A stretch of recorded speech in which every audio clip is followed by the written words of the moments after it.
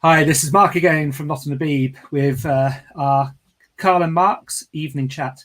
Just before we get to speak to Carl, just remember there's a donate button at the bottom and there's a link to buy some Freedom t-shirts. So have a look at those and then we'll get on with the show. Hi, Carl. Hi, Mark. How are you doing? Very good, very good. Great to have you back. And we're going to talk about the censorship on the Magnet Challenge. This has been quite amusing. And here we have a BBC News article that came out on the morning of our challenge. What do you think to this one, Carl? Yeah, this one was weird. We were talking all week about going to St. James's Park and doing the Magnet Challenge and proving it once and for all. And just the morning, we were sat in the park, weren't we? Having a coffee. And it just popped up and it was just like, what? Come again? Sorry. NHS calls for ban on toy neodymium magnets amid child safety fears. What are the chances? As we were saying, with the BBC and then being lied about and misrepresented, and then this is just like, I mean, this was a week, wasn't it? This was the week after we did the first Magnet Challenge film, and it came out this, and it's even neodymium magnets. And as I said at the time, yeah, I'd only learned how to spell neodymium about 4 days before this. Exactly. And their fear was, and what was it? They said the fear was swallowing. So then it's like, well, then why does it matter if it's neodymium? Surely they shouldn't be swallowing any magnet, whether it's neodymium, whether it's iodine, whether it's whatever it is, you know? It was just, amazing. The law should change. The law should change. There you go. You shouldn't be able to buy these anymore because then you might prove us to be running the wrong, and we don't want that, you know? Yeah. Incredible. Quite incredible. Then the next thing that happened in terms of censorship, and this was an interesting one because you pointed this out because you're an Instagram guy. And of course, Instagram and all your social media channels run on hashtags, which is how you find the information. And of course, you know, you were partly responsible for causing the hashtag Magnet Challenge, which would bring up all pictures of the Magnet Challenge until they played with the algorithm. Take a look at this. So there we have the Magnet Challenge. There's 3,000 posts apparently on the Magnet Challenge. What's going on, Carl? Explain to me. I don't know. I used to use this search feature on Instagram to find Magnet Challenge videos when it kind of first started. And like you see, there's a couple there now, but it's mostly just yeah. I don't know. Hair products. Hair products. Yeah. Well, there you go. I mean, and this is the problem. Like, if you just stop someone in the street and said, "Have you seen the Magnet Challenge?" Like hashtag Magnet Challenge. Even if they didn't want to participate with you or speak to you, they might get their phone out and search Magnet Challenge, and then they're going to get this, and then they're just going to go, "What was that guy on about?" You know. And I think that's why this. Obviously, it's not for people who know the Magnet Challenge is a thing and are looking for those videos because they'll go to the channels they normally use. This is to stop more people finding out, which shows the same with the BBC article. It's just panic mode. It's how can we put the brakes on this while we figure out what to say or what to do, you know? It's what it seems to me anyway. Exactly. And we've got the same on you put Magnet Challenge into YouTube and look what's happening here. The first one, the lunatics think the vaccine has been magnetized. That's our favorite, Jimmy Kimmel. And then the next one is the BBC. There's really no physical reason. The vaccine needles are extremely small, a fraction of a millimeter in size.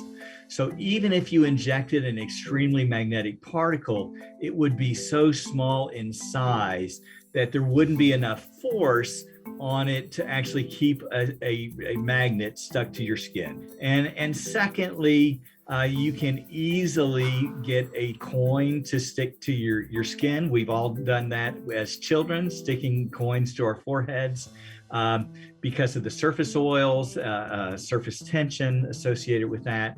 Or somebody could be using trickery, some Band-Aid residue, or some other sticky substance to cause that magnet to appear to stick to somebody's skin. Even though there is no way coronavirus vaccines could be causing these magnets to stick. So there's no way that the vaccines, no way the coronavirus vaccines are causing magnetism, and they didn't test somebody. That's like, you'd think they'd get somebody who's had the vaccine, stick a magnet on and showing it falling off, but they didn't do that, right? Well, we've both proven. I mean, you had to what did you have to do? Get a train from your house to my mum's house and test it on a person. He made that whole fact check video from his office chair. In fact, I think he stood up to try and stick what looked like the magnets we've said don't work. You know, it looked like a very thin iodine magnet that's going to have no pull whatsoever. And yeah, I mean, I wish it was that easy to fact check stuff and just sat there. Like, if you truly want to fact check something, you've got to get off your backside and go and do it. It's as simple as that, you know? Yeah, and the scientists... Even try. Yeah. I mean, you managed it, and you're not funded by the bloody taxpayer. They are. You know? There we go. There's exactly. I'm going to now see if I can pull up the screen of what happens when we put in share. Let me just bring this one up. So I'm just going a bit slowly here. So here, when we put magnet challenge into Google, what happens? Just debunking videos, all debunking videos from every country. Forbes, YouTube, vaccine magnet challenges debunked by doctors. I'm sure that the Facebook one, these videos allegedly proved that microchips, debunking. COVID-19 vaccine, does the magnet challenge work? Another one debunking, I believe. And BBC there, no, your jab isn't magnetic. But what's really interesting here, that was a Google search. If we just go to DuckDuckGo, let's have a look at the difference. Okay, the first research result is magnetizing equipment. But then we have the magnet challenge with wicked truths. Is that one? I wonder if that one's debunking or not. Let's have a look. Oh, coming up with our video. There we go. That's a still from our film that we shot. Yeah. And what's it say? The concept is simple.